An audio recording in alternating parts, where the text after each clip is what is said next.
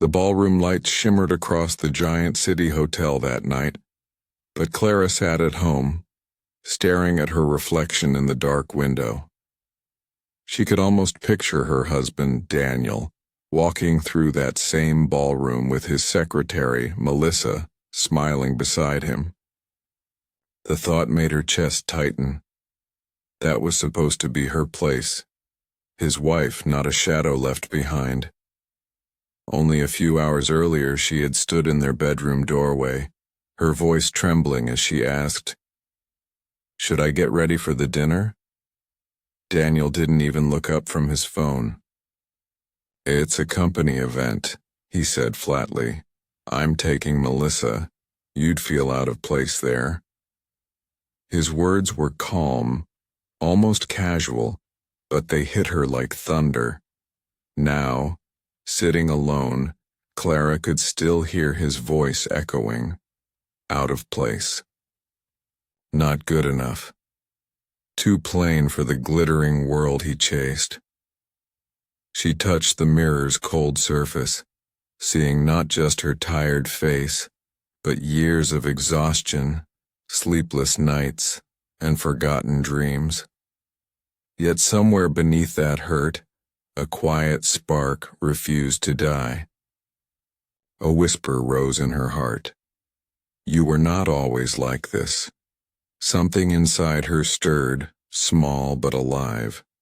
While Daniel showed off his new prize at the gala, Clara made a silent promise. This night of humiliation would not break her. It would awaken her. Morning light slipped through the curtains, painting soft gold lines across the floor. Clara opened her eyes after a sleepless night. The bed beside her was empty, as always. Daniel had already left for work, probably off to boast about the evening's success.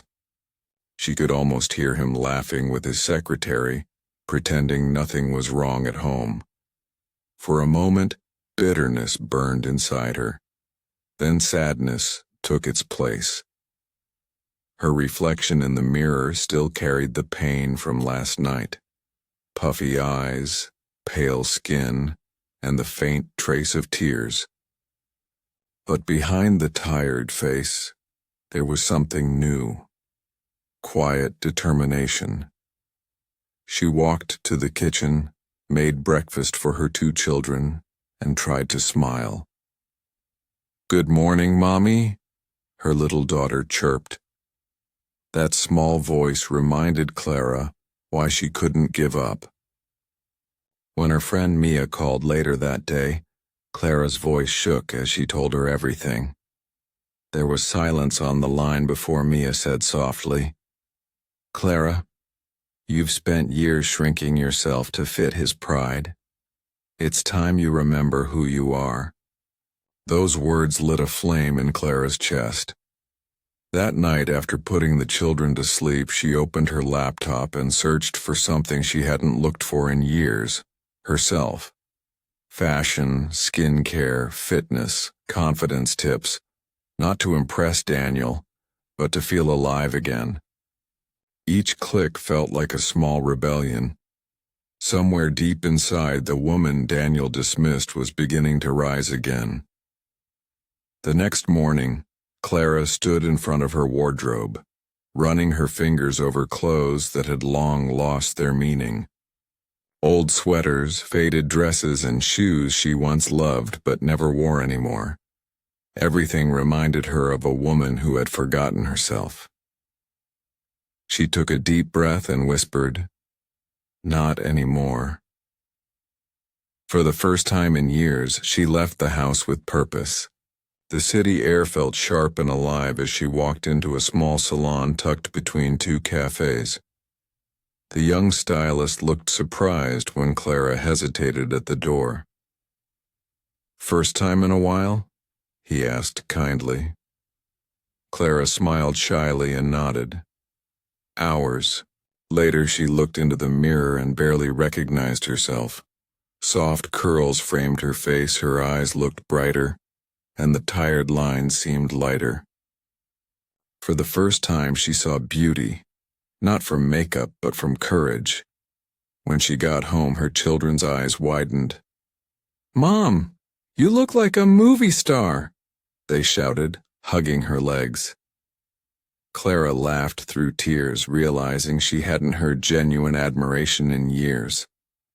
That night, as she prepared dinner, she caught herself humming, something she used to do before life became heavy.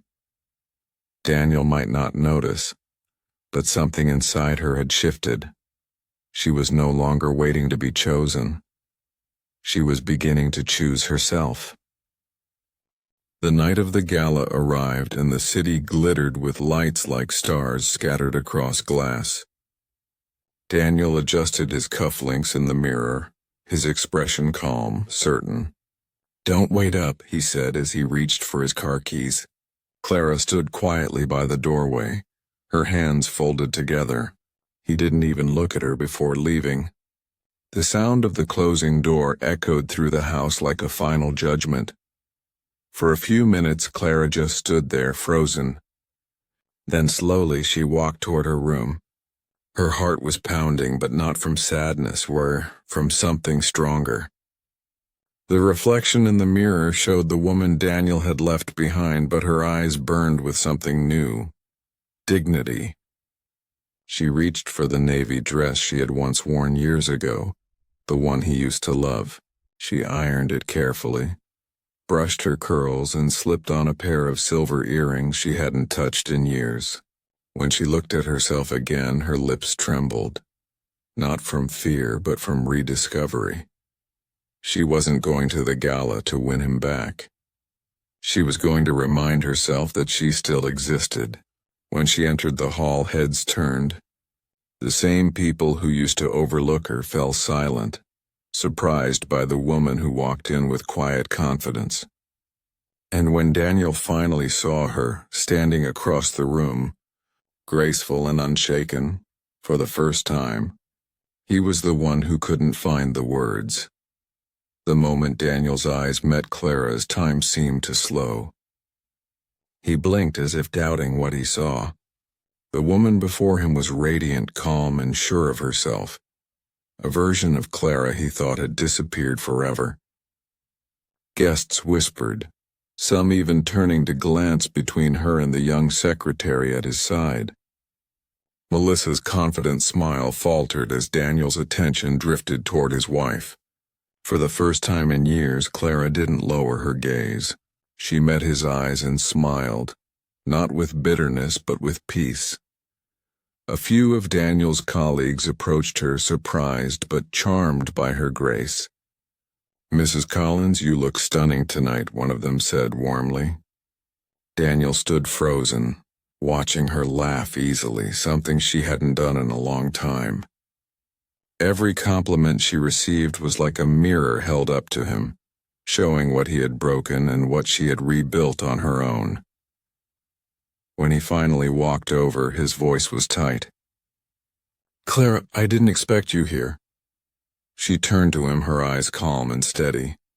"I wasn't sure I'd come either," she replied softly. "But I realized I didn't need an invitation to stand where I belong." Her words struck deeper than anger ever could. The crowd moved around them, but Daniel felt strangely invisible, and Clara, for the first time, truly seen.